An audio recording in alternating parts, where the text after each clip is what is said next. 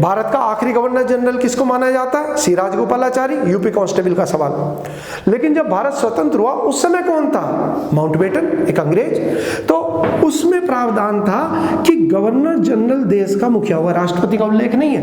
और राज्यों के अंदर स्टेट में कौन होगा? गवर्नर या राज्यपाल। बस ये आसान सा सवाल आ गया। लेकिन जब आपको परीक्षा में पूछा जाएगा और 4 विकल्प दिए जाएंगे 1935, 1919, 1947 और पूछेंगे बताओ इनमें से कौन सा है, तब वहाँ कन्फ्यूजन होता है। तो इसलिए ये पॉइंट यहाँ पर आप याद कर लेंगे। ये क्यों, किस लिए आया भारत सरकार अधिनियम? ताकि आधिकारिक तौर पर उसे अलग किया जाए। याद कीजिए, मोदी जी ने बांग्लादेश के साथ में जो लंबे समय से हमारा विवाद चल रहा था क्षेत्र को लेकर कि कुछ हिस्से उनके ऐसे थे बांग्लादेश के जो भारतीय के बंगाल और असम के क्षेत्र से घिरे हुए थे, कुछ हमारे क्षेत्र ऐसे थे जो बांग्लादेश से घिरे हुए थे लेकिन हमारे अधिकार में थे, हमारे अंतर्गत आते थे, भारतवर्ष का हिस्सा था। दिक्कत ये थी कि बीच में दोनों देशों की जमीनें आ रही थी। तो जब ये निर्णय लिया गया कि उनकी जमीन तो हम रख लेंगे और हमारी जमीन बांग्लादेशी रख लेंगे, तो उसके लिए क्या करना पड़ा? संविधान में संशोधन करना पड़ा। संसद की अनुमति मिलने के बाद ही इन क्षेत्र को आदान प्रदान दोनों देशों ने किया। तो किसी भी देश का क्षेत्र यदि जोड़ा जाएगा, जैसे आप ध्यान कीजिए सिक्किम को भारत का राज्य बनाया गया, तो उसके लिए क्या है? संविधान में संशोधन करना पड़ा था। वैसे ही अंग्रेजों ने भी जब निर्णय लिया कि भारत को हम स्वतंत्रता प्रदान करेंगे तो उन्हें कानून पारित करना पड़ा। यहाँ पर हमारा पूरा चैप्टर जो है कंप्लीट हो गया और अगले पेज पे आते हैं। अगले पेज में आता है 8वां नंबर, जिसका नाम है संविधान की प्रस्तावना। आप देखिए प्रस्तावना, छोटा बच्चा भी अगर होगा, एनसीईआरटी की किताब हमारे यहाँ पर चलती है, यूपी के अंदर भी चलती है और बाहर देश भर में भी, तो आप उसके शुरू के पेज में क्या पढ़ते हो? प्रस्तावना, जिसे इंग्लिश में कहते हैं प्रेम्बल। तो यूपी पीसीएस के अंदर इंटरव्यू के दौरान यही पूछा गया कि भाई प्रस्तावना बताओ, बोलकर बताओ। तो ये जनरल स्टडीज़ है कि जो शिशु काल से हम एक पेज को लगातार देख रहे हैं, अगर हमने उसे याद नहीं करा तो ये हमारे व्यक्तित्व की खामी दिखाता है। तो आलोचना नहीं कर सकते हम उस टाइम पर कि इन्होंने क्या चीज़ पूछ ली बच्चों वाली। उन्होंने इसलिए पूछी कि जिंदगी भर पहला पेज अगर आपने वो देखते रहे और याद भी नहीं करा तो इसका मतलब है सजगता कम है आपकी, अधिकारी बनने के योग्य नहीं है। तो एक तो ये ध्यान रखिए, हर भारतीय नागरिक को ये याद होना चाहिए, कितना सरल सा है। तो इसके अंतर्गत जो क्वेश्चन एग्जाम के अंदर है, अब देखिए डीपी कांस्टेबल में क्या सवाल आया। डीपी कांस्टेबल में 4 विकल्प दिए गए और ये पूछा गया निम्न में से कौन से का उल्लेख हमारे प्रस्तावना में, पिछले साल के डीपी कांस्टेबल में।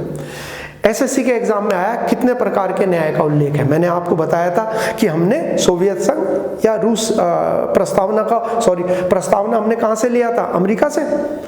और प्रस्तावना में क्या है? 3 प्रकार के न्याय का उल्लेख है, वह क्वेश्चन आ गया। और इस प्रस्तावना में केवल एक बार संशोधन हुआ है, उससे कौन से शब्द जोड़े गए?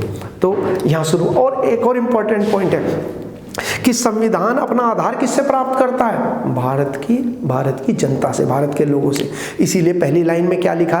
हम भारत के लोग, यानी कि हम भारत के लोग। और एंड की लाइन देखिए, उसमें क्या लिखा? हम अपने इस विधान को अंगीकृत, अभिनियमित और आत्मर्पित करते हैं, यानी कि भारत के लोगों ने संविधान बनाया और अपना लिया। तो ये सवाल आया कि हमारे संविधान में शक्ति का स्रोत कौन है? 4 विकल्प दे दे, राष्ट्रपति, प्रधान। आपका उत्तर होगा भारत की जनता, क्योंकि उसी ने कहा कि हम इसको बनाते हैं और अपनाते हैं। तो इसीलिए सारा स्रोत जो है वो जनता के पास है। तो इसमें अगर हम पढ़ के देखें तो उसी से मैं क्वेश्चन निकालता हुआ चलूंगा और आपको समझाता हुआ चलूंगा। तो हम भारत के लोग भारत को सर्वप्रभुत्व संपन्न, ये वर्ड आ रहा है, एक्सप्लेन भी किया। सर्व प्रभुत्व संपन्न का मतलब क्या होता है? इंग्लिश में कहते हैं सॉवरन, मतलब जिसका निर्णय अंतिम और बाध्यकारी हो। जब हम अंग्रेजों के अधीन थे तो भारतीयों का निर्णय अंतिम नहीं था, ब्रिटेन की महारानी उसे खारिज कर सकती थी। लेकिन आज भारत कोई निर्णय अगर लेता है तो वो पूरे देश में लागू होगा और कोई हमें प्रभावित नहीं कर सकता। इसी को कहते हैं सर्वप्रभुत्व संपन्न। फिर है समाजवाद। एक तो पॉइंट आ गया सर्वप्रभुत्व संपन्न, इसी को हमने कहा इंग्लिश में कहते हैं सॉवरन। सॉवरन का मतलब समझ गए? जब पूरी तरह स्वतंत्र हो। स्वतंत्रता दिवस कब मनाते हैं? 15 अगस्त को। लेकिन क्या 1947 में सारे अंग्रेज चले गए? नहीं। गवर्नर जनरल कौन था? माउंटबेटन। समझ गए?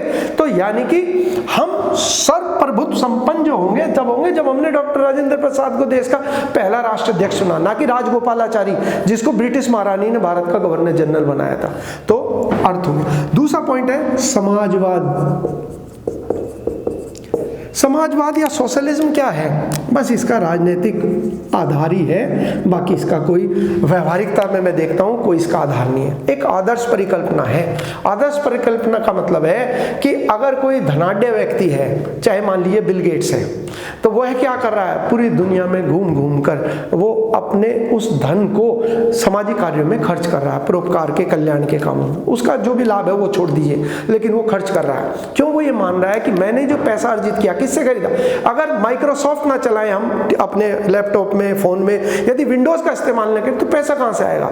यानी कि उसने माना कि जो मैंने धन अर्जित किया है ये मुझे वापस समाज को देना है, क्योंकि उनका मैं ऋणी हूं। इसको समाजवाद कहते हैं। एक आदर्श परिकल्पना है। ऐसा नहीं है कि मैंने समाजवाद के नाम से पार्टी बनाई और मैंने अपने करोड़ों की संपत्ति अर्जित कर दी। यही मैं बता रहा हूं कि इसका अर्थ जो निकला है वो ये है कि राजनीतिक लाभ उठाया जाए, बाकी आदर्श परिकल्पना थी।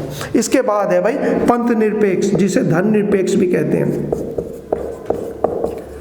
ये धन निरपेक्ष, ये तो सबसे बड़ा आप आजकल सुन ही रहे हो कि देश में कोड की तरह है धन निरपेक्ष। धर्म का मतलब क्या होता है? धर्म का मतलब होता है जिस आधार पर मैं जी सकूं।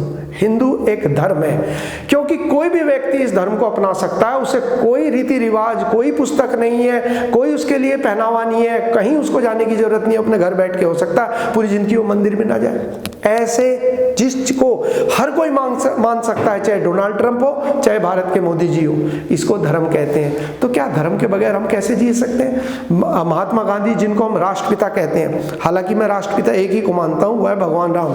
हमारा कोई पिता नहीं हो सकता, हमारा आदर्श पुरुष और पुरुषोत्तम केवल एक ही है, वो है भगवान राम। बाकी हमें किसी, और जब सूचना के अधिकार से भारत सरकार से माना गया कि महात्मा गांधी को क्या राष्ट्रपिता का दर्जा है, तो सूचना का अधिकार में सरकार ने कहा आधिकारिक तौर पर हमने किसी को भी राष्ट्रपिता का दर्जा नहीं है।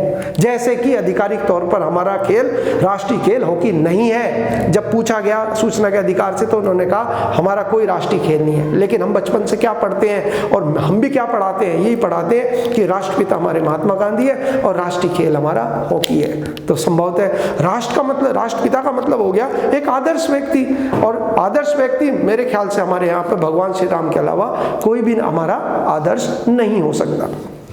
तो धन निरपेक्ष कैसे हो जाएंगे हम? धर्म के बगैर कैसे रहेंगे? अगर मैं पशु को सुबह उठकर एक रोटी खिला रहा हूं तो ये तो धर्म हो गया। इससे कैसे निरपेक्ष हो? क्या मैं कहूँ जितनी रोटी पाऊंगा मैं, ना तो गाय को देने का, ना कुत्ते को देने का, ना बिल्ली को, मुझे तो सारी अपने लिए बना के खानी है, तब तो हम कह सकते हैं धन पे। इसीलिए इसको लेकर आजकल खूब चर्चाएं हैं। और ये कब जुड़ा? हमारे संविधान में धन निरपेक्ष नहीं था भाई। हमारा संविधान जब तैयार किया गया तो भगवान श्री राम, लक्ष्मण, उनकी तो तस्वीरें उकेरी गई। तो धर्म कैसे हो सकता है भारत से अलग? भारत के हिंदुओं से कैसे धर्म अलग हो सकता है? तो धर्म निरपेक्ष नहीं थे। इंदिरा गांधी ने 42वें संविधान संशोधन के द्वारा हमारे संविधान में ये 2 कोड और शामिल कर दिए। कोड ही कहेंगे इसको, क्योंकि लोगों को ये बताया गया हमारा कोई धर्म नहीं है, हम निरपेक्ष है। अरे धर्म का मतलब है आचरण करना।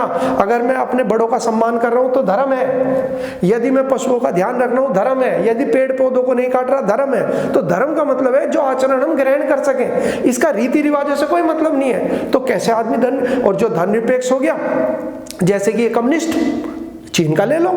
आजकल आप सुनते हो कि मस्जिदों का क्या हाल उसने कर रखा। भाई उन्हें पता है अगर धर्म होगा तो हमारी तानाशाही नहीं चलेंगी, लोगों को सही गलत का भेद आएगा। वो कह रहे भगवान होते ही नहीं, या कहीं से सृष्टि का निर्माण नहीं हुआ। तो इसलिए इसके लिए वर्ड क्या यूज हो रहा है भाई? इसके लिए वर्ड यूज हो रहा है सेकुलर। हर कोई बोलता है, तो इसी को अंग्रेजी में सेकुलर कहते हैं। तो हमारे लिए क्या पॉइंट आ गया कि इंदिरा गांधी ने जब संविधान में संशोधन, प्रस्तावना में संशोधन किया, केवल कितनी बार हुआ? एक बार। कौन से 42वें संविधान संशोधन 1976।